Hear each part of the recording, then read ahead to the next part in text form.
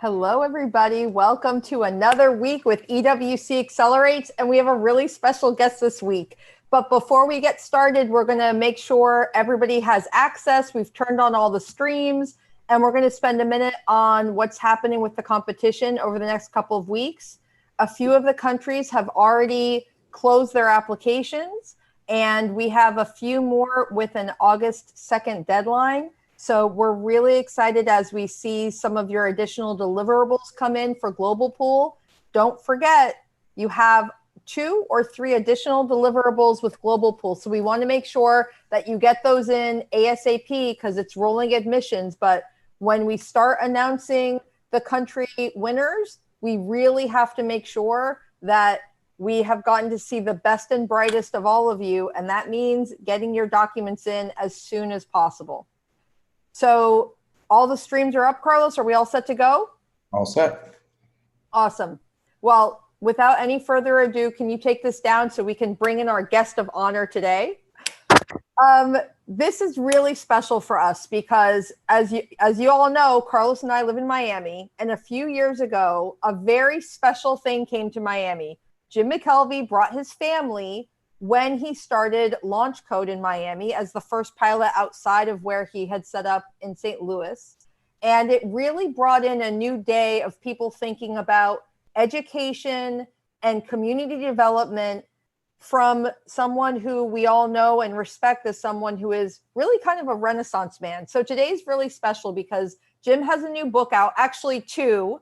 And I'm excited to tell you guys some of the really fun things of his background that I think make him someone much more interesting than your typical entrepreneur who's just talking about how great he is as a businessman. Jim's a real person. So today we're going to hear about getting real, thinking through the process of becoming a great entrepreneur and innovator as a long-term thing, and really talking through some of the principles of his new book. So without any further ado, Jim McKelvey, welcome. Unmute is helpful. Unmute. You're muted. You know, they're going to revoke my computer science degree for that.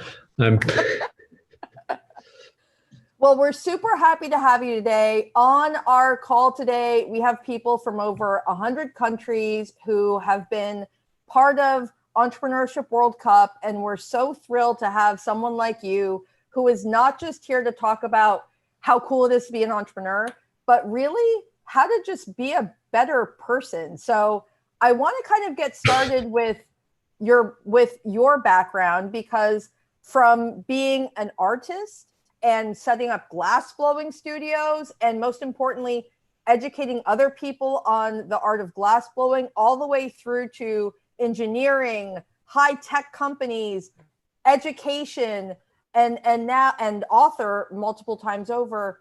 How did you get started on this journey? Well, it wasn't really planned out. I ended up in college taking a computer science class where the professor wrote a terrible textbook, and he forced all the students to buy it, and I was very resentful of this. So I decided, without any qualifications or even knowledge of the subject, that I would try to write a better textbook than the one that he had done. And so I spent my freshman year basically rewriting the class textbook, and lo and behold, the thing got published. And along with that, I got a book contract for a second book, which went on to become, sort of this local bestseller. These were computer programming books, nothing that interesting.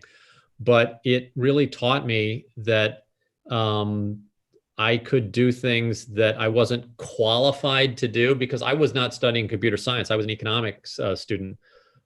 But here I had this published textbook in computer science. So I then moved over to the computer science track and did both degrees. But the main lesson here was that the thing that I thought was necessary, which was to have some sort of official credential to do this work, wasn't the case. And sort of the thing that, there's almost no consistency in my career, but one of the things that I think would probably would be consistent is that I've never been qualified to do anything that I've done.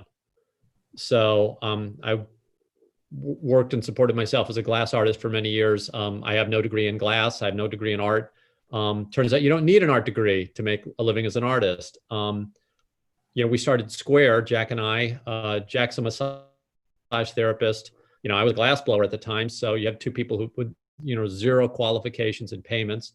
And Launch Code, which, opened our second office in Miami. And I moved down to Miami to do that. It was, again, something that worked. It worked very well, but I was never an educator. I didn't really know officially what I was doing. But, and this is actually why I wrote the current book, I've noticed this very interesting trend. And that is, there are some dramatically impactful effect on the world. And almost all of them started by people who are not qualified officially to do what they do. And as a result, I felt I needed to write a book and sort of explain how, even though you're not qualified, you can have this world-changing impact. And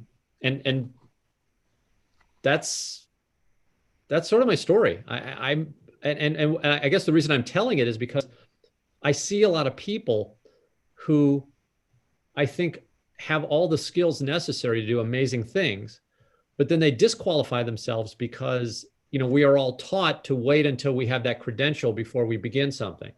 And look, that's, I think, a very legitimate thing. So my friend, sitting in the other room, he's a pilot, right?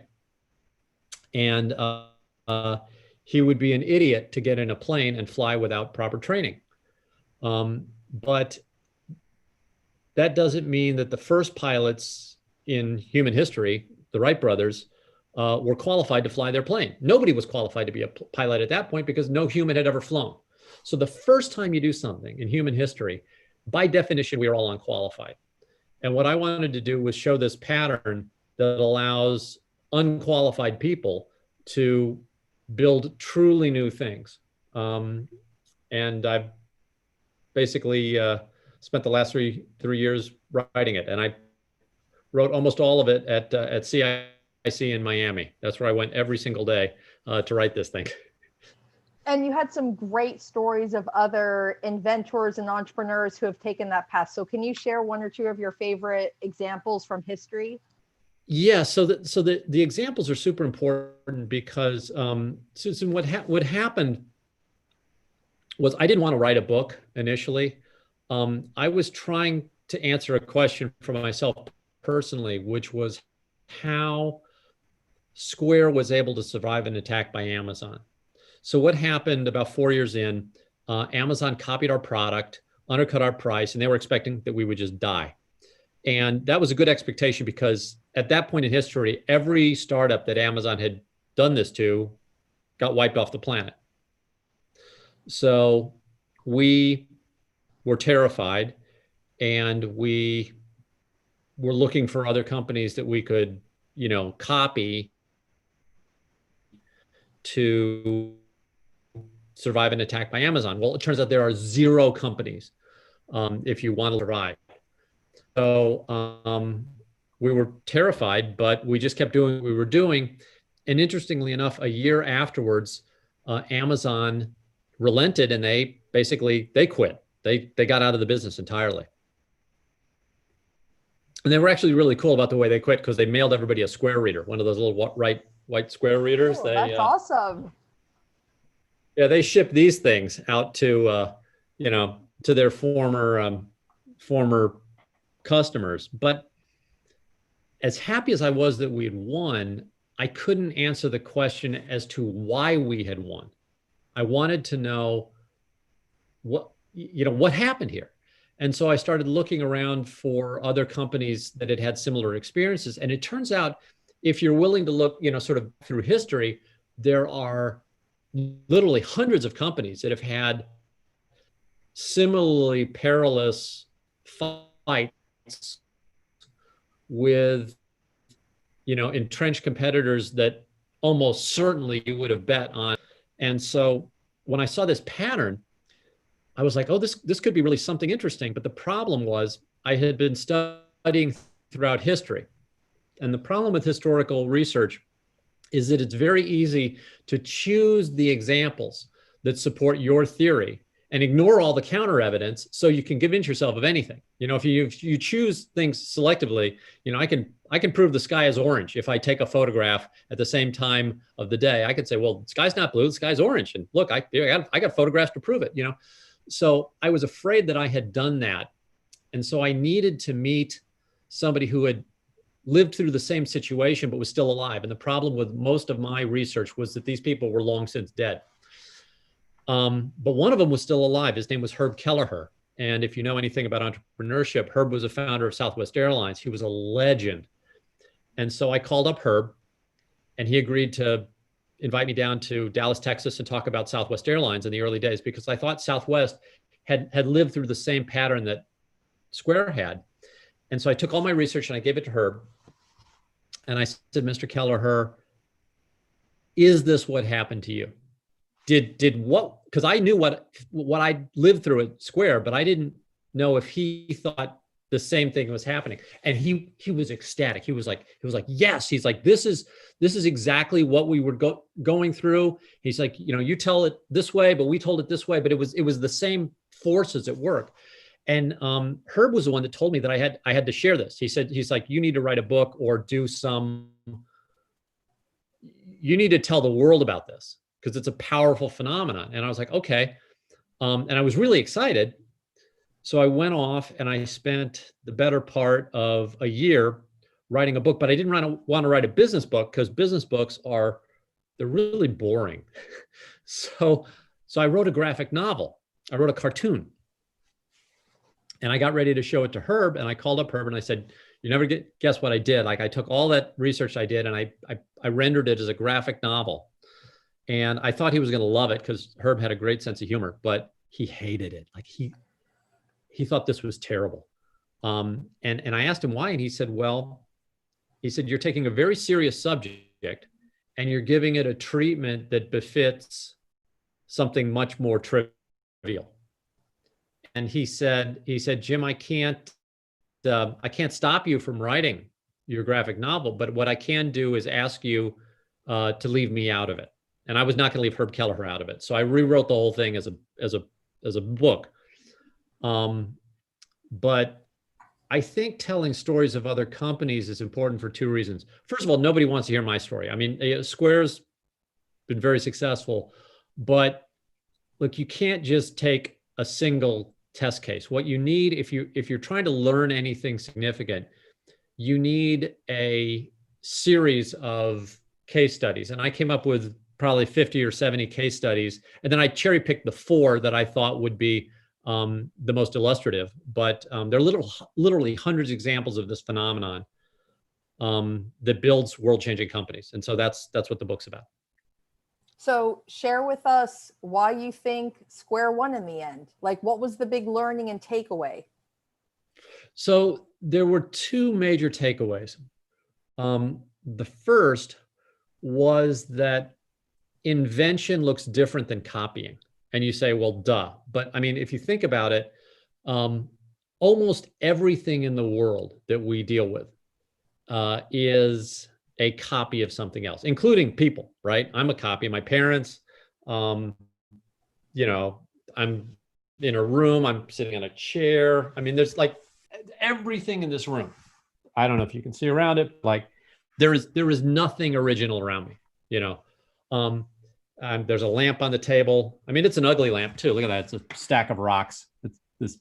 But like even this sort of ugly lamp is not an original idea. Like I've seen that done before, and the lamp idea is done before. And that's right. Most of the stuff in the world is a copy of something else that worked, right? So if you need to sit on something, that's a solved problem. People have figured out how to make chairs. Now, that doesn't mean we can't make another chair. It doesn't mean you can make a chair that's a little bit different or even a lot different. But, sitting down is a solved problem. But if something has never been solved, in other words, if humanity has never done something, then you're in this different world where you actually have to invent, you have to create something new. And the problem with that is that almost all our lives we've been taught how to copy. So school is how to copy, learning how to speak. I mean, you basically copy what your sounds you hear from your environment, your parents and your peers. And so we're really good as humans at copying. We're actually lousy at inventing. Inventing is this sort of last resort, and it's gotten so bad that we don't even have a word to differentiate in business people who copy from people who do things that are original. Now, we used to, the word entrepreneur, like the original definition of the word entrepreneur, was somebody in business who is doing something unique. And that's different than a business person. So a business person is almost certainly going to be more successful and have a higher likelihood of survival than an entrepreneur. Entrepreneurs typically fail. Business people typically succeed. So if you open up a business, these days, we don't have a word to differentiate the people who are opening up a new business from a business that's a copy. Because we use the word entrepreneur to apply to everything these days. But in order to write this book, I had to go back and basically say, okay, I'm going to use the archaic definition of the word entrepreneur and only deal with people who are doing things that have never been done before. And that is just different math. And so that's what we did at Square. And we didn't do this intentionally. It just sort of happened that we chose a problem to solve which could not have been solved with current technology. So we had to invent all this new technology. And the invention process, again, it's weird. You think an invention is one or two things or some breakthrough that you have. In my studies, what I realized is that most invention is a cascading series of little tiny inventions that collectively I call an innovation stack. And that the way that stack comes together creates incredible power for the company that builds it. So much power that, in fact, every company that I studied went on to become the dominant company in their industry. So biggest airline in the world was Southwest Airlines, biggest domestic airline in the US was Southwest. And that's a ruthlessly competitive field. Biggest bank in the world, started by a guy who was a produce vendor, dropped out of school at age 15, knew nothing about banking. He builds the biggest bank in the world. And hang on a second, I've got to see if I can get rid of this guy. I hope I can. Well, I can't. It's just, now they're really going to confiscate my computer or my computer science degree. Well, start that over again. The guy who started the biggest bank in the world, 15 years old. Start with that story as soon as the ringing ends. Yeah. So biggest bank in the world was started by a guy named A.P. Giannini. He started it in San Francisco, California, when at the time all the banks were in New York. He was in California. He was a produce vendor. He dropped out of school when he was age 15. He was just upset that he couldn't he was an immigrant, and he basically experienced the racism and xenophobia that I think a lot of immigrants, still suffer from. And he saw these little businesses that couldn't get loans, and he was like, "Why don't you loan to these good people?" And the banks wouldn't. So he was like, "Well, then I'm going to build my own bank." And it turns out the way he built that bank was unlike any other bank. And it became banking. So this is funny. Like everything that you now think of as banking was invented by a produce vendor in California. So branch banking, installment loans, checking accounts. Like just the fact that he opened the first bank for women. Like back in the day, if you wanted to open a bank account and you were female, you had to have your husband's signature. They wouldn't let women bank. I mean, it was just this crazy stuff that you don't even think would be possible. But 100 years ago, this was the state of banking. And this guy named A.P. Giannini built this stack of innovations that became, it became Bank of America, but it became literally the biggest bank in the world. And I know people think of Bank of America right now, probably don't like it because Bank of America is, sort of, it always tops the list of one of the most hated institutions. Like if you actually look at like most despised institutions, but like 50 years ago when Giannini was still at the helm, or I guess it would be, he retired 40, it would be 70 years ago when Giannini was still at the helm. This institution was beloved. And so what I do in the book is I sort of unpack how it's possible for these people with no qualifications to end up dominating their industries. I also do the same thing with IKEA, which was founded by Ingvar Kamprad, who was 17 years old when he started IKEA. But there's this process of invention that we never discuss because we're just so used to copying. And one of the things that I find so striking as I've thought through these concepts you pose, so much of the entrepreneurial spirit is kind of this balance between fake it till you make it.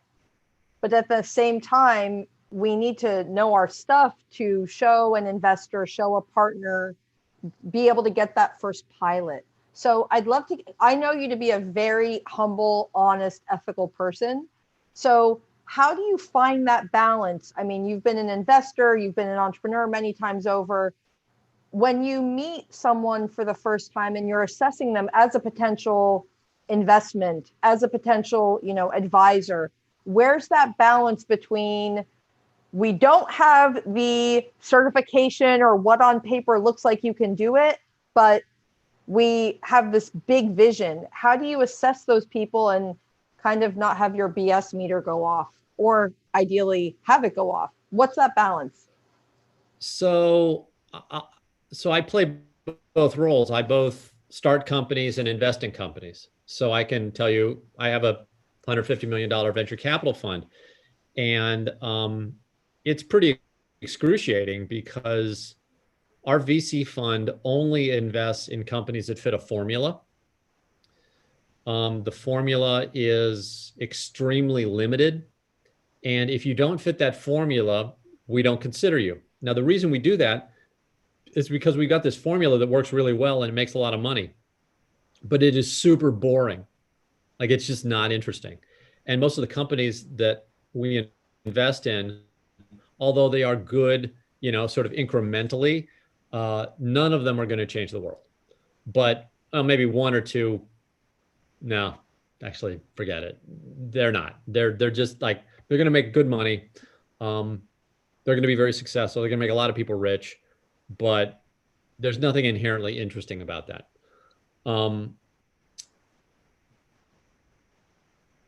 When I sit there with my investor hat on, I want you to show me that you have fit this formula, that you're not doing anything that unique.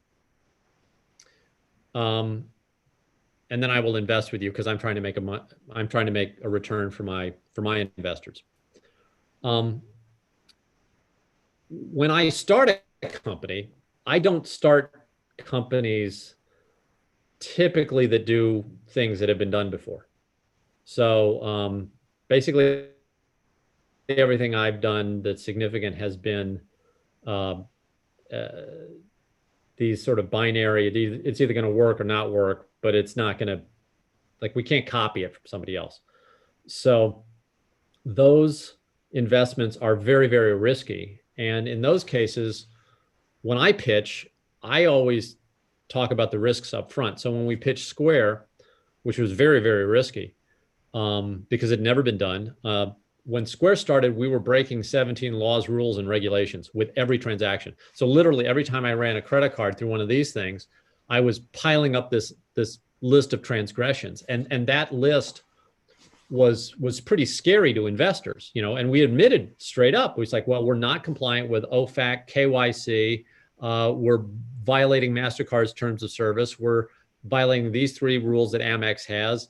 We're not PCI compliant. We're not DSS. Like we had just this laundry list of things that every single time we touched a credit card, we violated. And we knew that we had to do whatever it would take to get either compliant or to have the rules changed. But that was the beginning of Square. I think the reason we were successful is because we just admitted it. Like we just said, look, here's all the reasons that we're not going to succeed. And we had 140 of them, and we listed them all on one slide.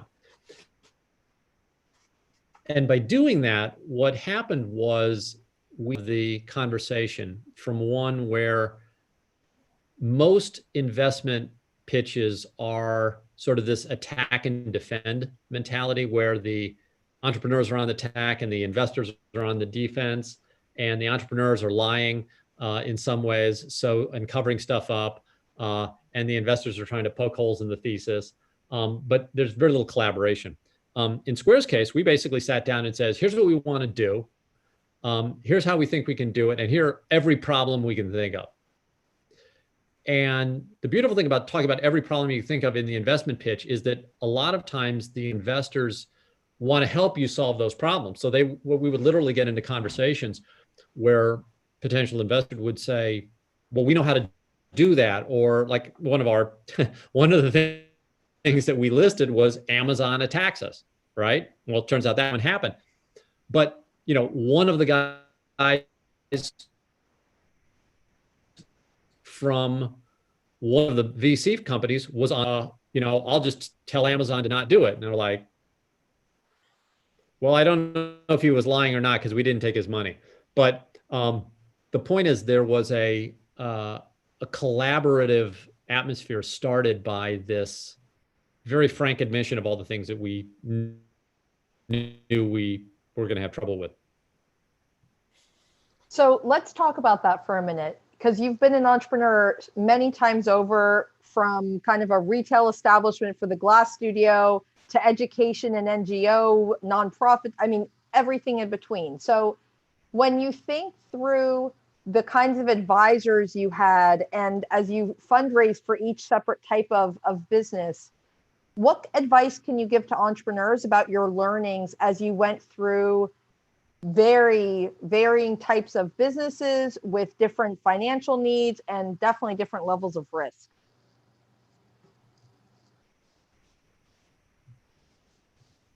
Susan, you cut out there for a second. Oh, sorry. Oh boy. No, it's cool. You're a little lagged, so I'll try again.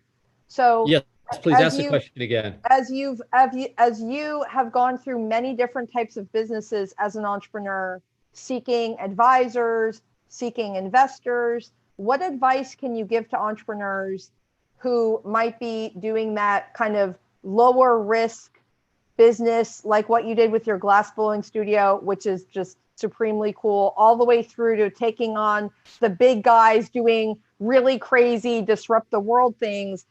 What kind of advisors and investor advice do you have for kind of each type of business as you've gone through your timeline?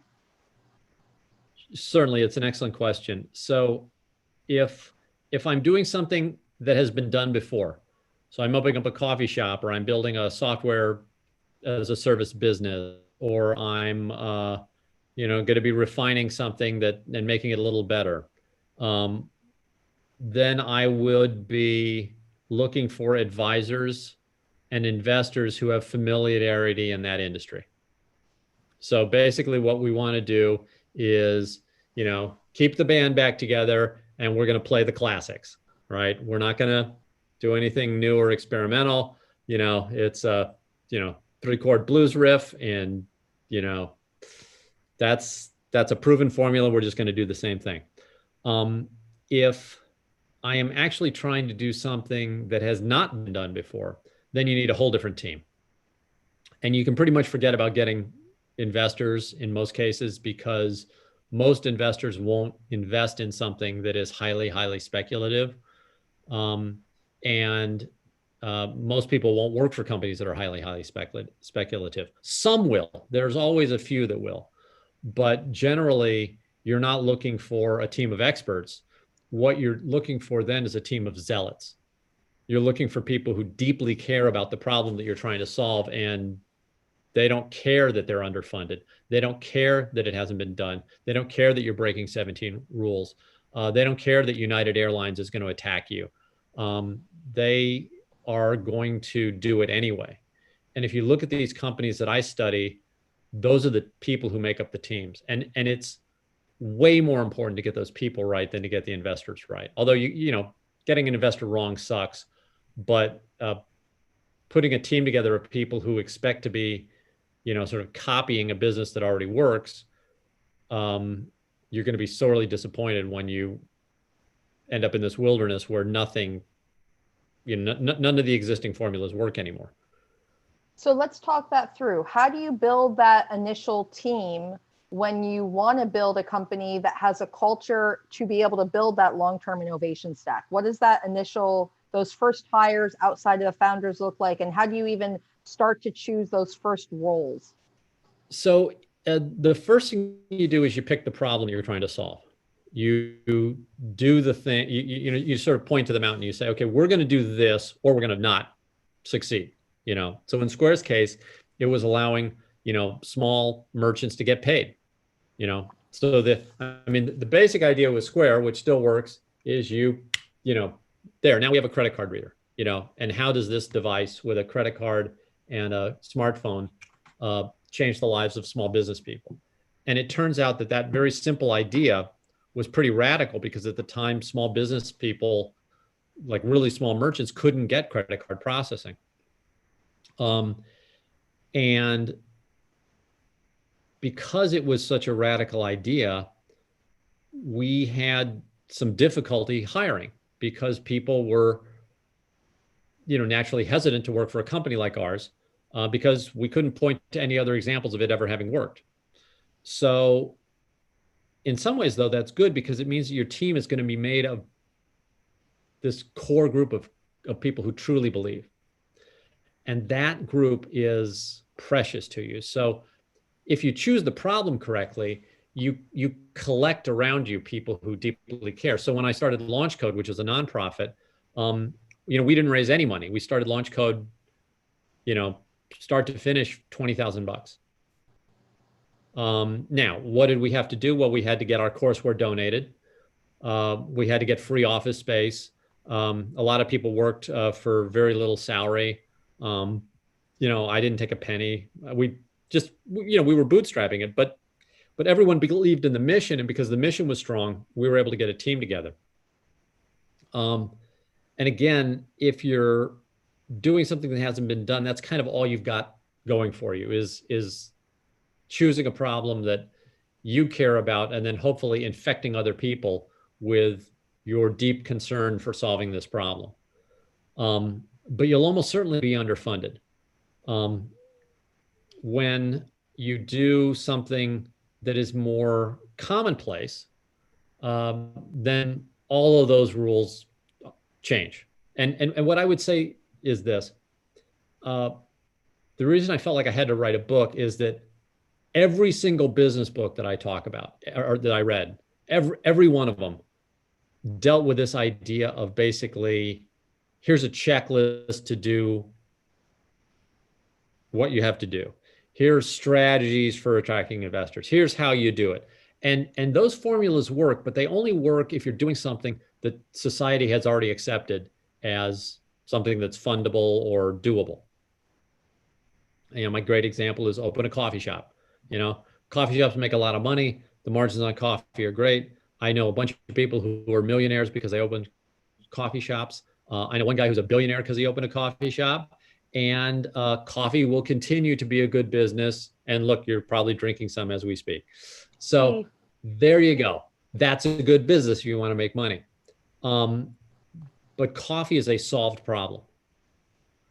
And I had one of my best friends open a coffee shop. And when we were, sort of growing up and comparing notes, like his businesses always had different problems than my businesses had.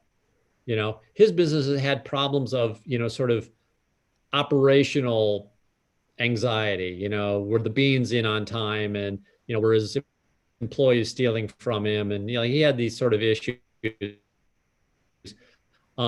My problems were always like, does the damn thing work or not? Does this new thing that you're trying to invent even function? And it's just a totally different set of problems. So I felt like I needed to at least differentiate for people this idea that if you do something new, it is going to feel extremely uncomfortable. And there's no way to get around that, because the only way humans get comfortable with something is by understanding it and probably practicing it. So if you understand something and you've done it a few times, even if it's scary, like, jump out of an airplane. Okay, well, great. You're probably understand the concept of a parachute. And if you've done it 5 times, you're probably going to be less anxious. But if you're doing something that has never been done before, like jump out of a plane without a parachute, which occasionally happens because things go wrong and the parachute doesn't open, then you're in a totally different world. And there literally have been people who've flown, jumped out of planes without parachutes and lived to tell about it. But that's a much more rare occurrence.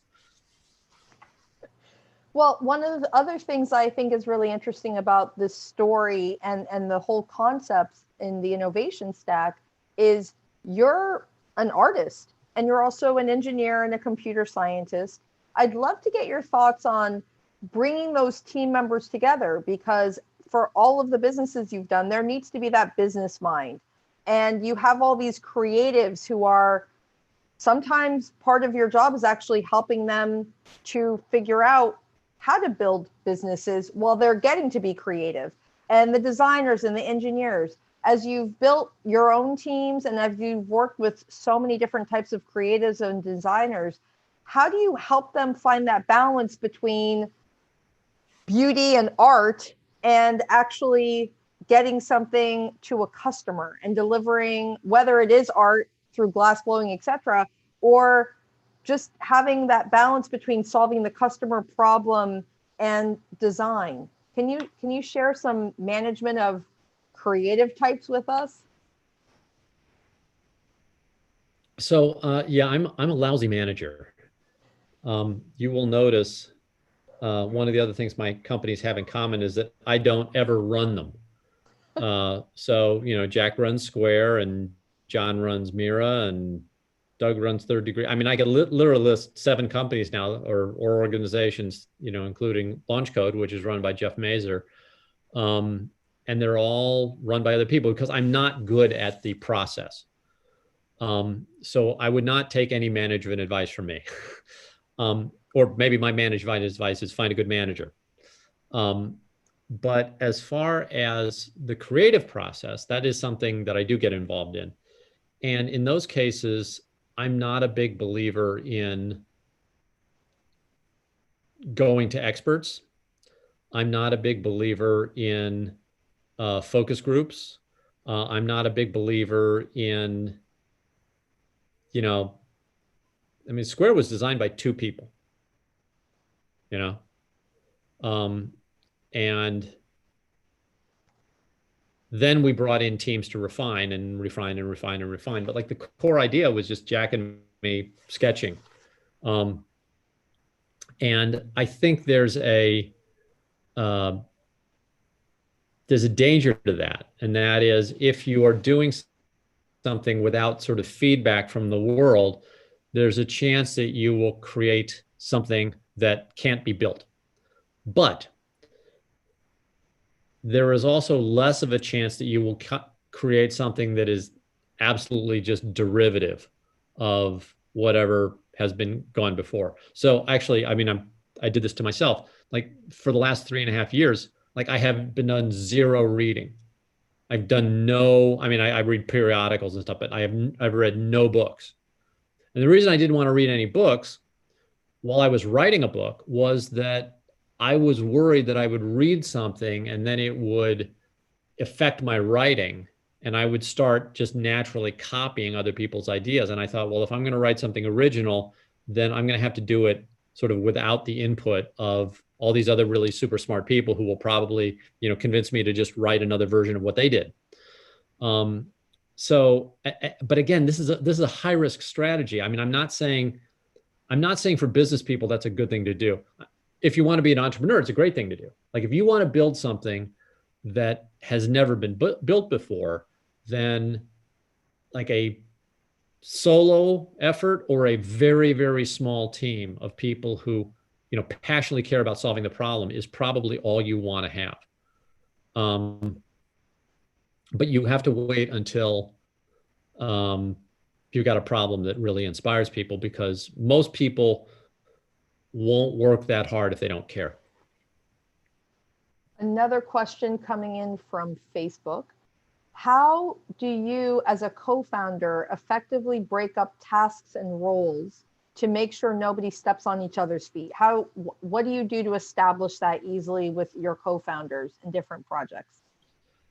Well, in my case, it's very easy because I immediately resign from all the management tasks, unless necessary. So now that's not to say that I was the primary manager of Square for the first year, because Jack was, busy with other stuff and traveling around a lot. And then as he got more involved, I got less involved in the management. But generally my rule is I always try to, and again, this only applies during the startup phase, but I try to do everything that needs to be done at an acceptable level, and then quickly find somebody who can replace me doing it. So in the early days of Square, I built all the hardware. I basically did all the mechanical engineering, and Jack did programming. And Jack's a very good programmer. I'm not a very good programmer. So that was an easy division. And I know how to build stuff and he doesn't. So I was the guy who was building stuff. And then I inherited everything else since there was a lot of programming to do and Jack was pretty busy. And he had some other people that were helping him program. I inherited the negotiations with the banks and figuring out how the credit card system worked and setting up all the, offices and like just all the stuff that needed to be done. I just did. I didn't do it particularly well, but I did it really, really fast. And then as the company grew, for instance, for a while, I was just running customer service. And then I quickly tried to find somebody else who could run customer service. I was also doing all the accounting. I'm a lousy accountant, but we eventually found somebody who was a good accountant. So I very quickly just tried to replace myself. And after about a year and a half at the company, I had literally hired everybody necessary to completely replace me. And that was when I left full-time at Square. There was no need for me anymore because the company was up, the product ran, and I was like, I really don't have, I couldn't contribute that much more except to maybe start a new line of business. Well, this is a really important piece because I think a lot of entrepreneurs, sometimes it's because of pride. They have a hard time just admitting, you know what, I'm not good at that. Can you handle that for me?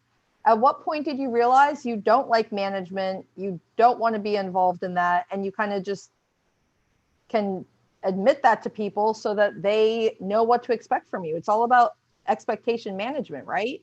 Can you share with us how you got to that point and how much it's freed you most likely? Oh yeah, it's great. I got to that point when I was in my early 20s. I was running a company that's still around today. But that company, I was the CEO and I was sort of terrible at it, because I was also the primary salesperson.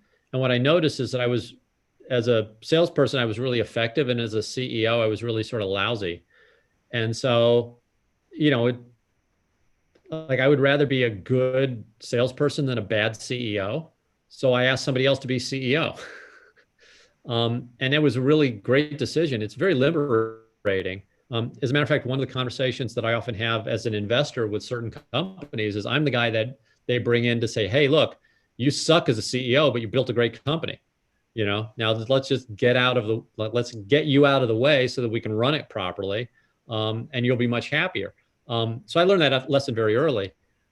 And look, I understand this idea that you might want to be everything, that you might want to, be the original creator of the product, and then ultimately, rise to run the company.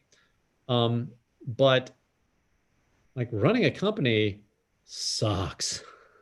Like there's just a lot of work, and there's a lot of drama, and there's a lot of, and if you like that stuff, maybe it doesn't suck. But for me, it sucks. I like working in the laboratory, or cleaning, or, selling, or doing stuff that hasn't got a defined outcome. Like I don't want to go to the biweekly meetings or the daily meetings or the Zoom calls or any of that stuff. It's just not me. But if it's you, like if that's what you like doing, baby, run it. But if it's not, I would say, there's some other fun stuff you can do, and you do not have to run the company yourself. Yeah, I tell people all the time, as soon as I see that CEO after their name, and sometimes it's like a 2-person startup, but they're CEO. I mean, that's like, you're a sadomasochist. Being a CEO is literally the worst job in the world. So I'm very happy to hear you share your thoughts on that. Okay. So many questions coming in. I have to get through these. Okay. Okay. Suggestions around how to best prepare for due diligence. Radical candor. Just tell them everything. If somebody's, they're going to be looking for stuff to find, show it to them. So here are all the problems with the company. Flat out admit it. It'll change the tenor of the conversation. Now your company may still suck and you won't get investment, but if it doesn't suck, they'll find that out earlier. And I, as an aside, we had a great conversation about your portfolio thesis for your fund, but I know you did a lot of angel investing beforehand. So I'd love to hear your thoughts on why you went from kind of the one-off angel investing and what that process was like for you in reviewing companies to saying, well, if you don't fit the thesis. Well, the angel investments are sort of terrible because to do angel investing correctly, I would have to do a lot of diligence on the companies, which I'm typically unable or unwilling to do. So I would end up making investments based on very weird criterion. So I'll give you an example of a company I invested in. It's called Immunophotonics. And at the time they had a radical cancer treatment that they couldn't prove the mechanism of action. And what the medical community wants to do is they want to show why something works before they'll consider it a serious drug. And in this case, they had this drug and this process that worked, but they sort of discovered it by accident. So they didn't know why it worked. And it was having this amazing effect on tumors, but the medical community wouldn't fund these guys. And I thought, well, if I don't give them some money, they're going to die. And if the company dies, there could be a lot of literal people who could have their cancer cured and wouldn't. So I thought, I'm probably never going to see this money again. I'm a total idiot because I don't understand biochemistry. But I'm rich, so I can lose some money and it's not going to hurt my family. So I just gave them a little bit of money. And lo and behold, 6 years later, they're now in a major clinical trial in Switzerland on immunotherapeutics. Like this, if it works, could save hundreds of thousands, if not millions of lives.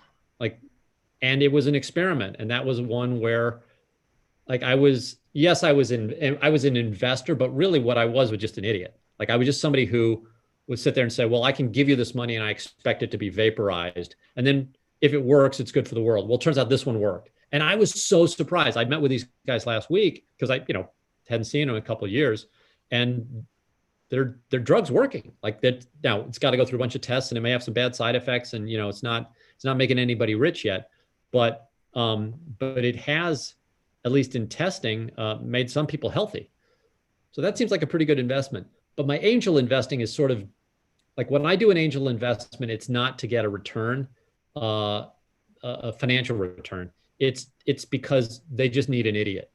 So I tend to be that idiot for big ideas. So you got a cure for cancer, I'm your guy.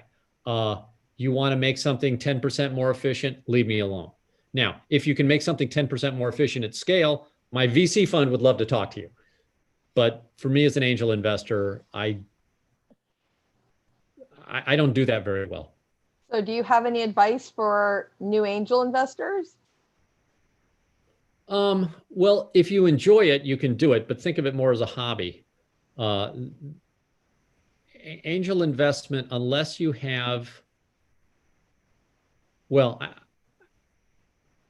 unless you're just brilliant at figuring out what the world is going to do, which very, very few people are. I would say you should treat it like a benign form of gambling. You know, Vegas is closed, but you can still read a pitch deck, you know? I really think you need to add comedian to your website, but that's just me. All right. Suggestions on building and evaluating potential board members.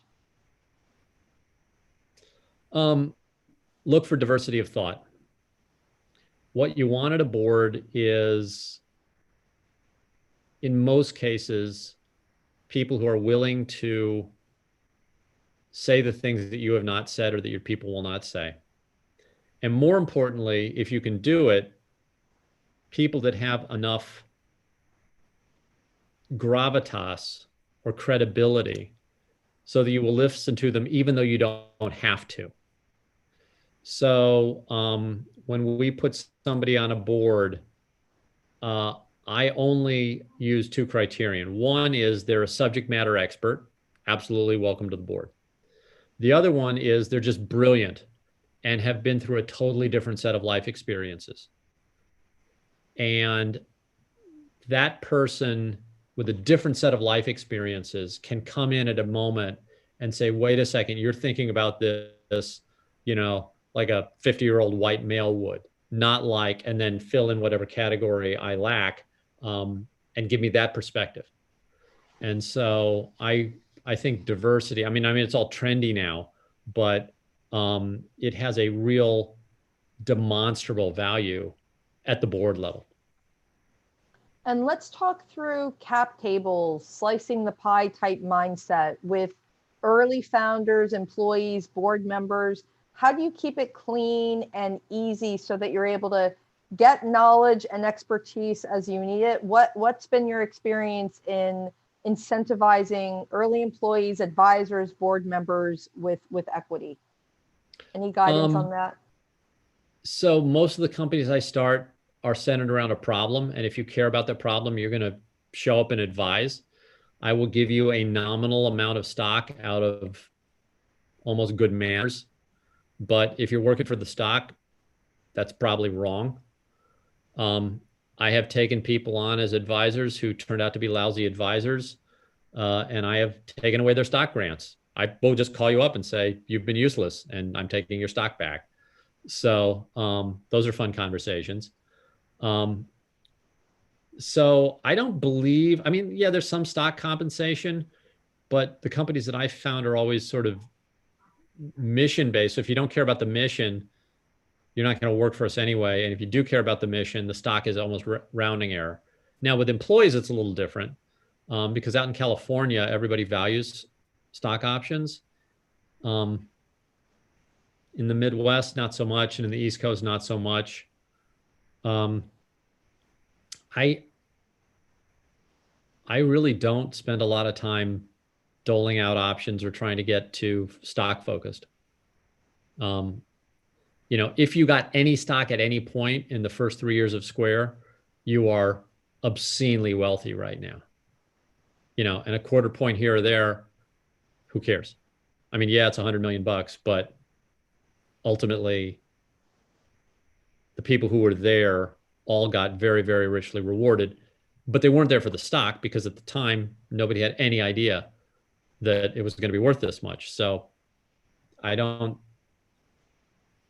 like talking about compensation, talking about stock, talking about money, talking about, you know, working hours. Like if you want to talk about that, maybe talk to the CEO, and I'm not the CEO. I'm the guy that's trying to solve the problem. If you want to join the team that's solving the problem, then I'm going to deal with you. If it's not, I will push you off on some administrator who can argue about some quarter point vesting schedule. I don't care. Yeah, quite a few questions came in about building company culture. And I'm thinking Jim McKelvey is not thinking about culture. He's working every day, and people are either keeping up with you and working with you because you're just real. How much of that is, what are your thoughts on building culture versus being a culture and creating it through just being? Well, I mean, what you do is your culture. I mean, that culture is set very, very early in an organization. And I believe that the successful cultures are ones that, emphasize the productivity and the focus on the problem. That said, like, I've never consciously tried to create a culture. Jack and I created this culture at Square that I think persists to this day. And a couple of the foundational things were, we're going to share information. Okay. So, well, this is pretty cool in the early days. We just told everybody everything. But, now we got 3,000 plus employees and we're a public company, and we release our slide deck. We release our board decks in advance of the board meeting to a subset of the company. And then after the board meeting, the whole company gets to see everything. And we'll continue that process until we get burned or it becomes illegal. That's part of the culture. The culture is you don't sit on information, you share information. But again, I've never tried to consciously create culture because I'm always so problem focused that if you're not problem focused, we just kick you off the team. Or more likely, you just never join in the first place because you just don't fit in. So you don't want to be on the team. So there's no firing involved. You just go, oh yeah, well, this isn't going to work. That self-selection, it's perfect. Okay, I hope we have time for a couple more. Yeah. How did Square validate the idea? What is the best suggestion for ideators that are currently in the process or for early and growth stage companies seeking to pivot or open new markets? So there are a bunch of weird jargony stuff in that question. Pivot, open new, ideate. I hate that word. What are you ideating? I don't know. Ideating sounds like something to me that doesn't need to be done by a human. Problem solving sounds like something I can understand. So what is ideating to me? I don't know. I mean, I guess if I had to take a guess at defining it, it would be keep thinking up something that most other people haven't thought of, but is still kind of enough like everything else to be fundable and familiar. To me, that's blue specks in the laundry detergent. My laundry detergent has blue specks in it. I don't know why. I don't think they do anything. I've seen laundry detergents that work fine without blue specks, but by God, there's blue specks in my laundry detergent. Who cares? But they were probably created by ideation. Well, let's talk about how Square validated and what steps would what makes you comfortable that a new concept is de-risked because of the way it was validated or tested? Okay, so if it's a new concept, you can't de-risk it. You can only de-risk something that already exists. So I'm going to see if I, oh God. Sorry, Susan, this it's stupid totally thing. Okay. We're so happy to have you. There we go. I've hung up on him.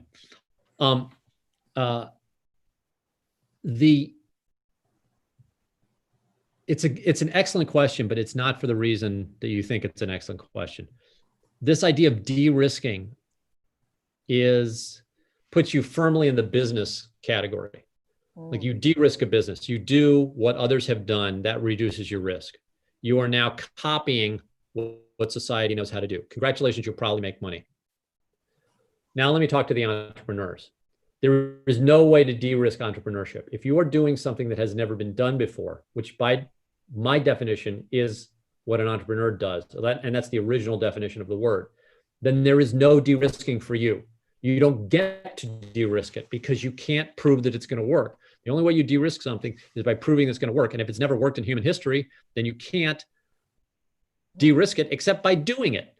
So you don't sit there and try to spend your time de-risking it. You just focus on doing it. And if it works, then, well, congratulations, it's also de-risked. That's fascinating. I totally agree with you philosophically. I'm a big Schumpeter fan, so awesome. But now the whole concept of validating, you know, you and Jack designed something and you brought in some other people to refine, but when do you start taking it and listening to customers, and how do you find that balance between giving a crap what somebody who says bad things about it thinks, and that person who it becomes that zealot as a potential customer, finding that balance to quote unquote validate a new idea or a real innovation? What part is gut instinct? What part is data driven decision making?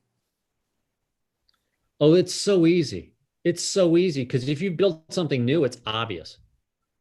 Like in my case, it was really simple. Like I wanted to use the product myself. So I built a product, and as soon as it worked for me, I was like, we got a product. Now, what I didn't know was if anybody else was like me. So we released it to the world, and turns out a couple million people was like, had the same problem. We didn't know that in advance, but it was like, this is not a subtle thing. Okay. Southwest Airlines starts flying around for a quarter the price of the other airlines, and people flock to their flights. There was no way to prove that many people wanted to fly because they were all on buses beforehand. But if you invent something, you don't need to run some sort of focus group to figure out if it works. Like, it's so obvious. Like Square, like we just knew the thing was working once we released it. Now, up until that point, we had no idea it was going to work. But it was this, it was probably a 2-week period. You know, we released the product, people started writing about it, loving it. And yes, then they start suggesting things, and you listen to those suggestions, but you listen to the suggestions of your users, not some industry consultant, because remember, at least by my definition, if you're an entrepreneur, there are no industry consultants or head of MasterCard to advise us. And we thought, well, this guy'd be good. And we quickly learned that everything that he was saying, we should just do the opposite, because his advice was totally synced up to the existing ecosystem, and we were breaking that model. So we basically got rid of him because we were like, well, why are we paying somebody who tells us everything wrong?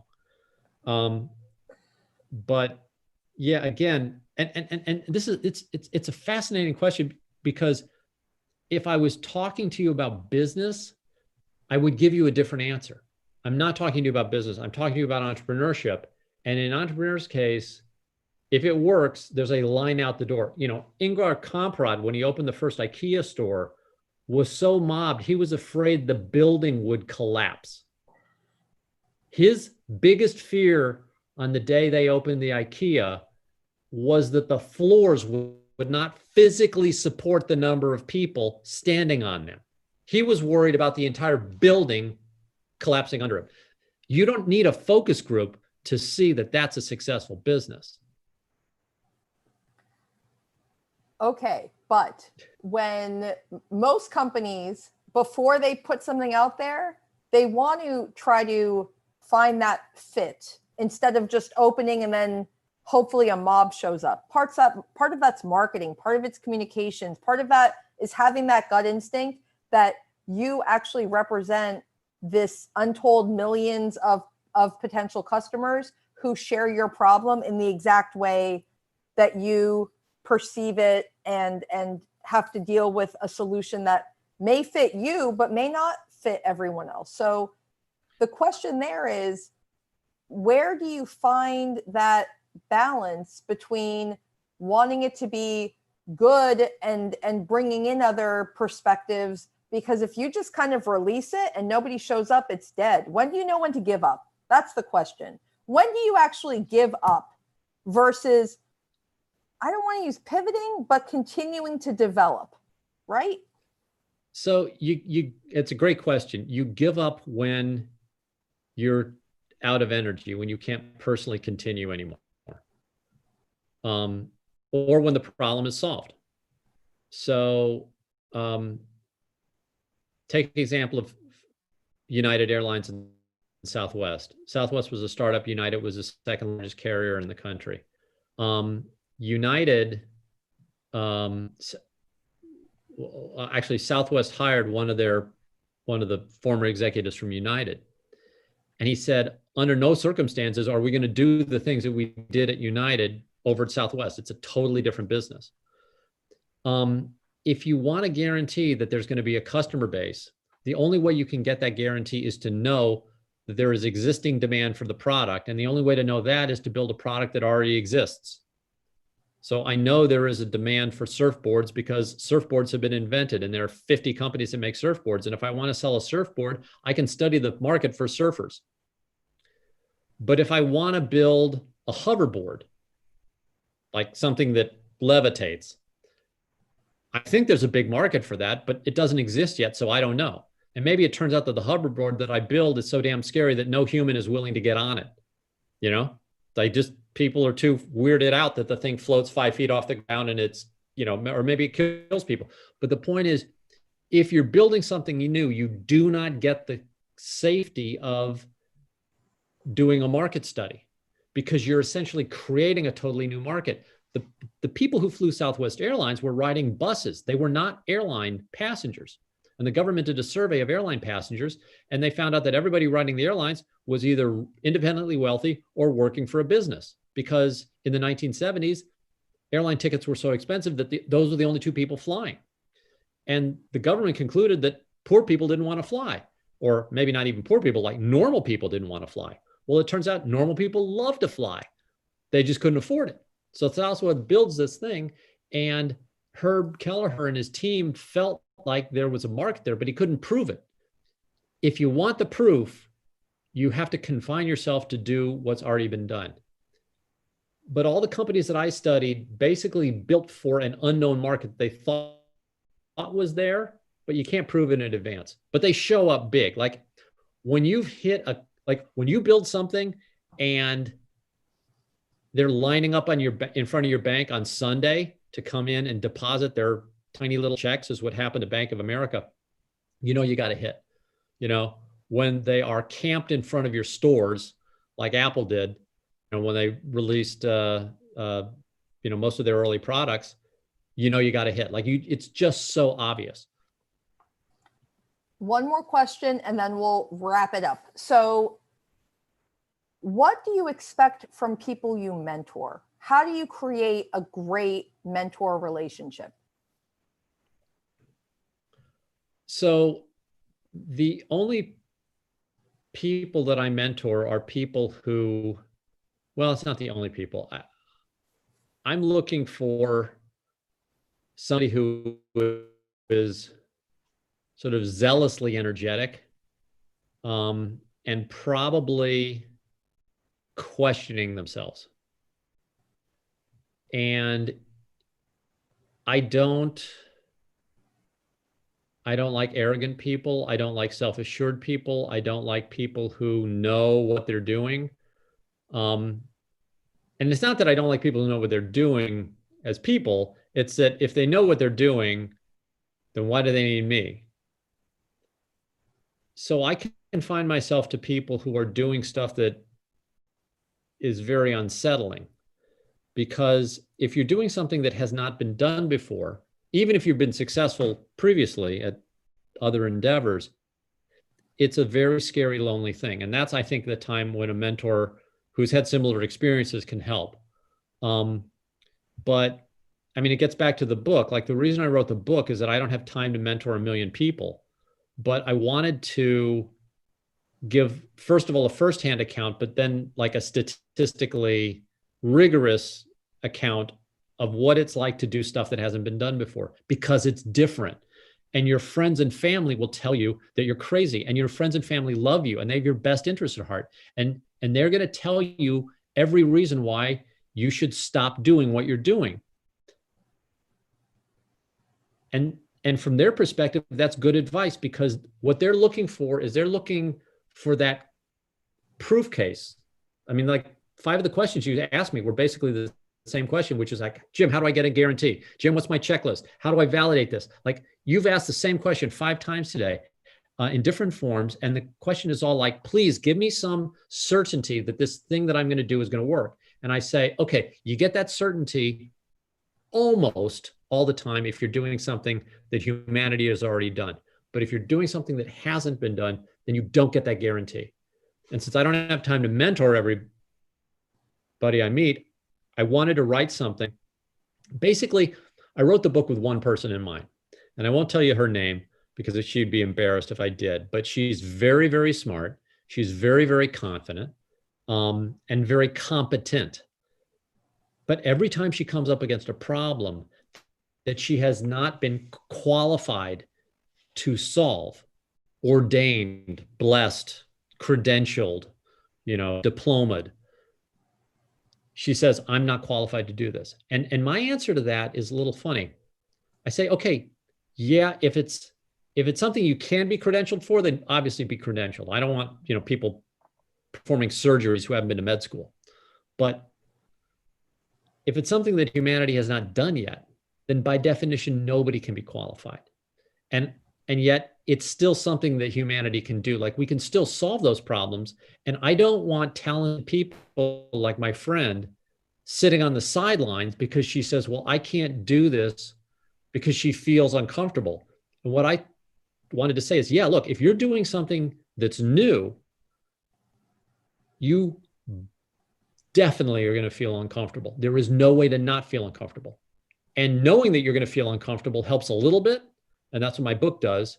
But you're still going to feel uncomfortable. There is no checklist in the book. There is no pattern in the book. There's no formula in the book. But what the book does is it shows how pretty ordinary people who were in really rough circumstances. And I would argue right now that, with COVID-19, the economy is going to shut down again. We're going to have massive problems right now. But it turns out that those environments favor this different skill set, which is a skill set of the entrepreneur, the person who can work without a guarantee. Because, by the way, if you think there's a guarantee about what the world's going to be right now, nobody knows. Like, we might get a cure for this. We might not. We might get herd immunity. We might not. Who knows? We might destroy the economy in the meantime. Like, who knows? But right now it's a world that favors that second skill set. And I wanted people to at least have something they could read to understand what it's like to do something that hasn't been done. I think a lot of the concepts here are really around, number one, and a couple of things you've mentioned already, that spectrum between that entrepreneur who does something because they're just so driven. And yes, there's a business component, of course, to it, but you're really that problem solver who cannot rest until that problem is solved. And then somebody's going to commercialize it. Sometimes that's you, sometimes that's somebody else. But it's that finding that balance between inventor, problem solver, and all the business stuff. Because you can build something amazing that doesn't get to market. And making sure you're comfortable in knowing who you are. Whereas so much of what the business literature is about the customer and not always just the product. It's like the product isn't important until there's product market fit. And I think that that's a really interesting takeaway for me, because so many times, if you're not sick, you're not an entrepreneur as far as I'm concerned. But the spectrum of what's been accepted as entrepreneur, as you mentioned earlier, just grows and grows and grows to kind of encompass all things. But at the end of the day, those of us who are kind of on a mission and not sleeping, and everybody's telling us we're crazy and, go get a real job. And it's especially bad in emerging markets. It's especially bad for children of immigrants who don't want them to, lose face for the family or whatever it is. And I think one of the great things about this book and your being here today, it's about finding that inner strength of who you are, what you stand for, what you believe in, to kind of keep going forward and knowing that your inner mission is part of the story, not just what happens in the business. I don't know if that was out there, but I that was my big takeaway. Is that kind of consistent? Yeah. Yeah. If that's what you got from the book, that's really powerful. And that makes me feel really good, because that is ultimately, why did I write a book? Well, the answer is, a book's a good way to get a lot of people to understand a fairly complex idea. And this idea that you shouldn't spend your whole life copying is a pretty complex idea.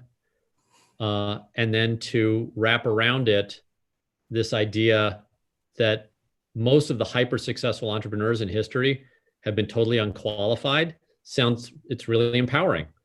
And yeah, I can understand, of the people that I've studied, more than half of them were immigrants. More than half of them were people who had been displaced in some way. And I think there's something about being physically displaced from your home that makes you even more entrepreneurial.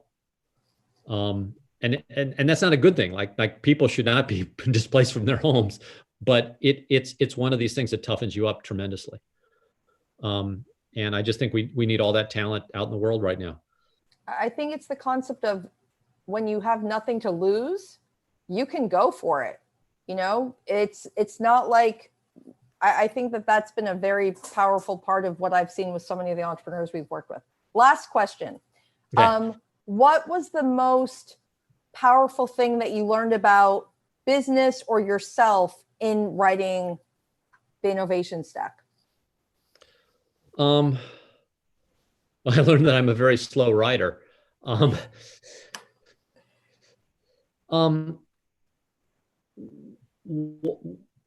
What I did at Square, I always thought I was lucky. And I still think I was very lucky. I'm not discounting luck at all. As a matter of fact, I have a chapter that talks about luck and how it happens. But the research and the writing of the book did two things for me. I felt less alone. And what I mean by alone is not, like I'm this outcast, but whenever I do something that's different, it's like the air in the room drops 20 degrees. It's just this weird feeling of, all of a sudden you don't get any validation anymore. And when I saw that pattern, because I've lived through that, and in the past I've been like, wow, this really sucks. I must not have any friends, or my friends must. Yeah, I would question myself, and now I'm a little less sort of self-doubting, and I sit there and say, okay, this is just the part of that process that's going to happen, and here's why, and I understand it. So I saw the pattern. The second thing was that it felt less random. And yeah, I was incredibly lucky and still am, but at least now I can sit there and say, well, it wasn't all luck, because there's this pattern that happens throughout time. And when you see this pattern, you realize, oh, well, I just was lucky enough to happen to stumble into this pattern. Once you're on the pattern, like, it just happens. Like, it's amazing. These companies that build innovation stacks, at some point, they become these monstrously powerful hyper-growth organizations. And it happens again and again and again. You could see the pattern. You look at Tesla, you look at Apple, I could name 50 examples, and I won't do that because we're out of time. But it just felt less random. And that's very comforting to me, because I was raised as a scientist, and